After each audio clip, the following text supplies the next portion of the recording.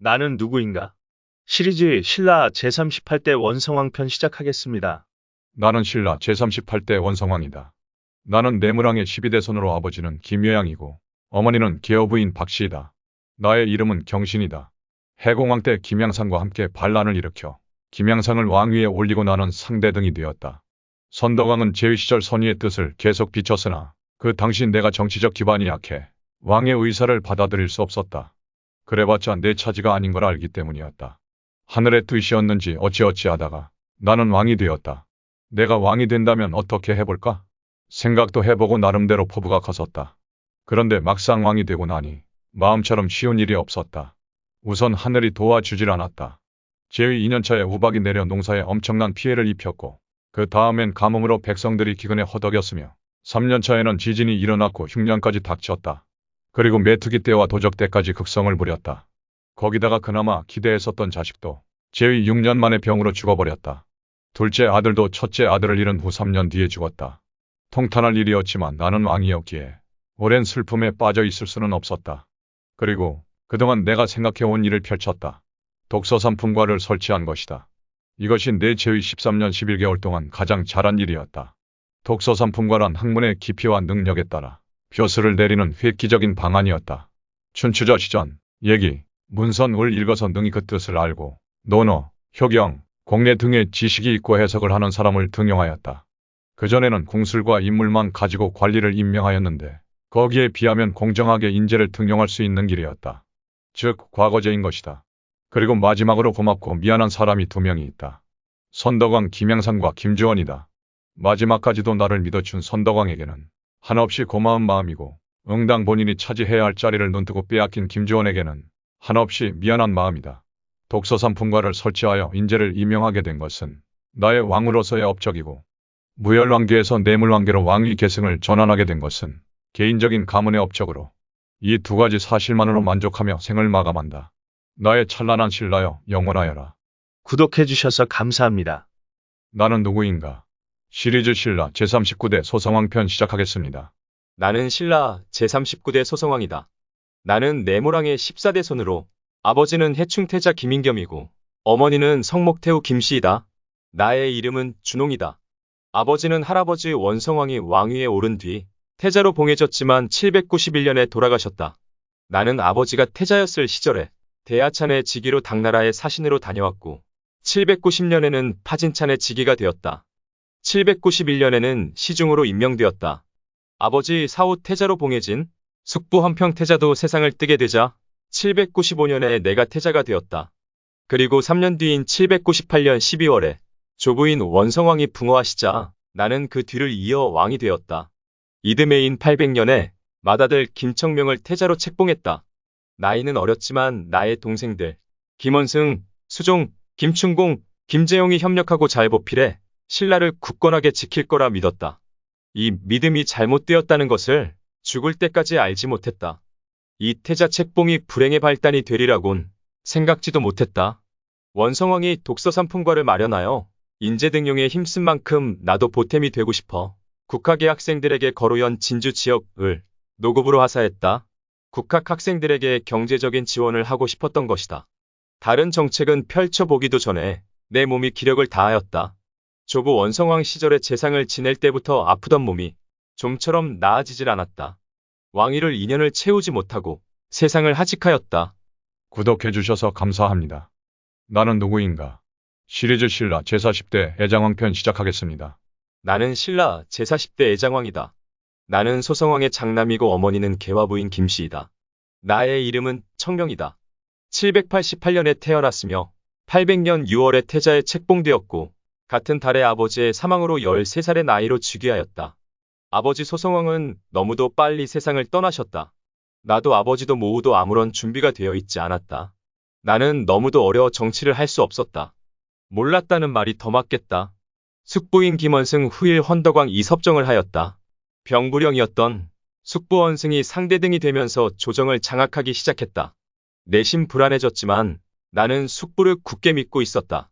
그래서 15세부터 친정을 할 수 있었지만 숙부에게 조금 더 맡겼다. 그리고 3년 뒤인 18세에 친정을 시작했다. 행정질서 개혁을 위해 새로운 법안 20여 조를 반포하고 12도의 특사를 파견하여 모든 군과 읍의 경계를 확정하도록 했다. 친정을 하기 위해 동생인 채명과 함께 오랫동안 고민한 결과였다. 그리고 왕권 강화를 위한 조치였다. 그 뒤 803년에 일본국과 사신을 교환하고 우호관계를 맺었다. 성덕왕 30년 731년에 단절되었던 두 나라의 외교관계는 72년 만에 회복되었다. 뭔가를 잘해가고 있다는 생각에 자신감이 생기기 시작했다.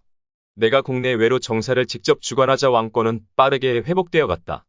여기에 타격을 받은 숙부 김원승은 위기감을 느끼며 반란을 도모하였다. 김재룡과 국대를 일으켜 궁궐을 장악하였다. 그리고 나에게 칼을 겨눴다. 나를 죽이고 나의 동생인 채명도 함께 죽였다. 즉위 10년 809년 7월에 우리 가족들은 숙부의 손에 모두 살해되었다. 나는 22세의 나이로 왕으로서의 뜻도 다 펼쳐보지 못한 채 최고의 자리에서 죽음을 맞이하였다. 저승에서 배울 아버님께 가족과 용상을 지키지 못해 다시 한번 사죄드립니다. 구독해주셔서 감사합니다. 나는 누구인가? 시리즈 신라 제41대 헌덕왕편 시작하겠습니다. 나는 신라 제사 11대 헌덕왕이다. 나는 원성왕의 태자 인겸의 아들이고 어머니는 성목태후 김씨이다. 나의 이름은 원승이다. 조카인 애장왕 10년의 무력으로 왕위를 찬탈하고 왕이 되었다.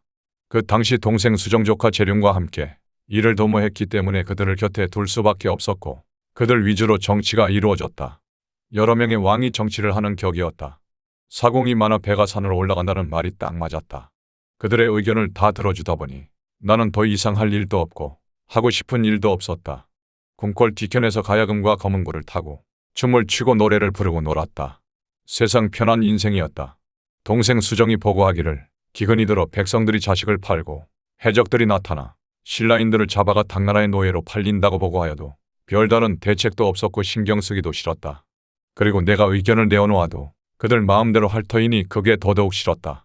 나의 역할은 상대 등이 알아서 하구려 라고 하기만 하면 되었다. 그러게 시간이 흐르던 어느 날 왕위에서 밀린 김주원의 아들 김원창이 반란을 일으켰다.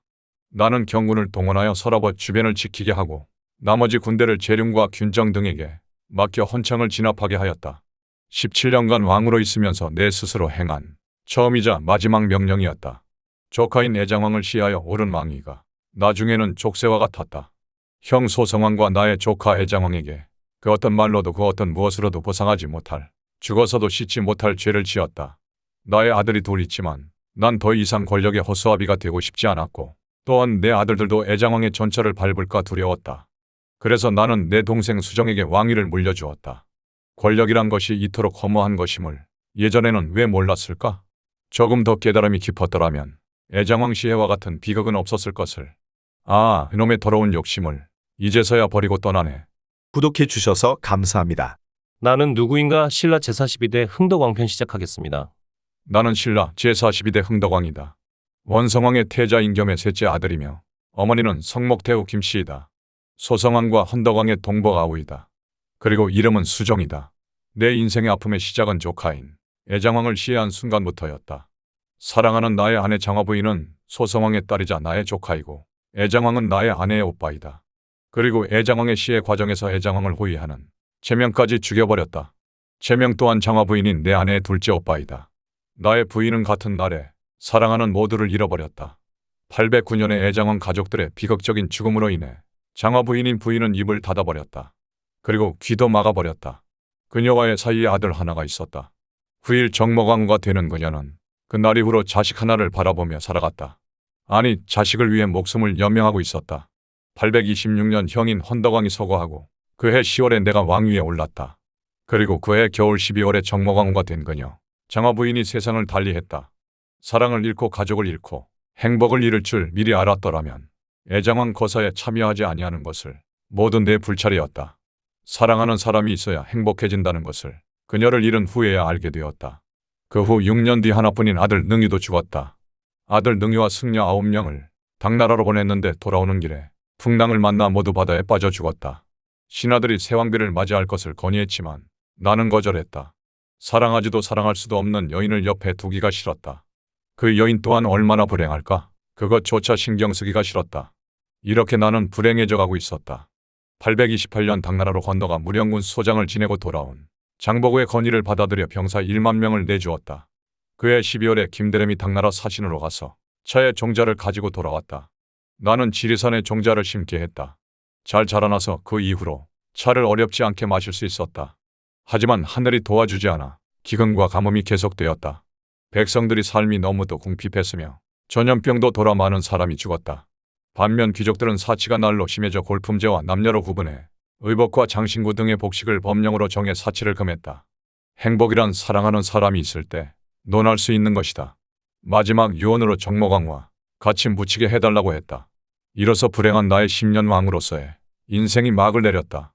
구독해주셔서 감사합니다. 나는 누구인가 시리즈 신라 제43대 희강왕 편 시작하겠습니다. 나는 신라 제사 13대 희강왕이다. 나는 김원정의 아들이고 어머니는 포도부인 박씨이다. 이름은 재룡이다. 흥덕왕이 후계자를 정하지 않은 상태에서 죽음이 임박해지자 왕족들 서로 왕위를 넘봤다. 그 무리에 나도 끼어 있었다. 당시 시중이었던 김명과 아찬 이혼 배원백이 나를 지지하려 하였고 우징, 예진 김양이 균정을 지지했다. 어이가 흥덕왕의 위독함을 알렸다. 각기 군대를 이끌고 대궐로 들어가 격돌하였다.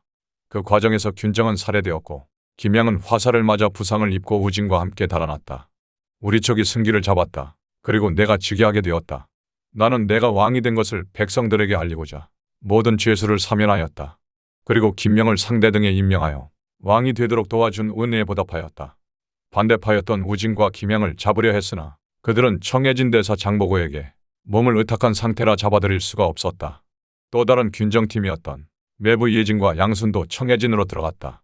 장보고가 이렇게 큰 장애물이 될 줄은 상상도 하지 못했다. 흥덕왕이 1만 대군을 내준 덕에 그의 군사력은 강했고 신라 전역의 해상권을 장악하고 있었다.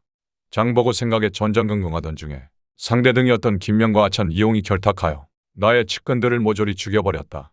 그 다음은 나도 알 것 같았다. 바로 내 차례였다. 불안감이 엄습해보고 그 강도가 점점 커져갔다. 심리적 압박을 견디지 못하고 몸매어 자살했다.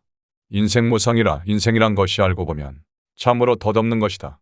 내가 한 일을 그대로 당하게 되었다. 그토록 바라던 왕이 되었으나 온몸에 겁질만 남았다. 모든 부귀영화가 헛된 것이었다. 구독해주셔서 감사합니다. 나는 누구인가 시리즈 신라 제사 14대 민해왕 편 시작하겠습니다. 나는 신라 제44대 민해왕이다. 나는 원성왕의 손자 김충공의 아들이고 어머니는 귀보부인 박씨이다. 이름은 명이다. 838년 정월 시중 이용과 결탁하여 함께 반란을 일으켜 왕좌에 올랐다. 그 과정에서 희강왕이 자살을 선택한 것에 대해서는 참으로 안타깝게 생각한다. 희강왕 즉위 시에 희강왕의 반대파들이었던 이들이 대거 청해진에 피신해 있었다.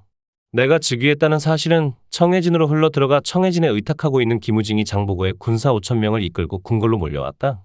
그해 12월이었다. 나는 놀래서 김민주에게 군사 3,000으로 장보고 군대를 막도록 하였다. 김민주는 대패했고 군사를 모두 잃었다. 장보고 군대는 막강했다. 단번에 서라벌을 장악했다. 나는 장보고 군대가 몰려오자 월유택으로 황급히 도망갔으나 병사에게 잡혀 살해당했다. 나의 가족 또한 모조리 살해당했다. 그렇게 1년간에 감당할 수 없었던 영화는 허무하게 끝나버렸다. 구독해 주셔서 감사합니다.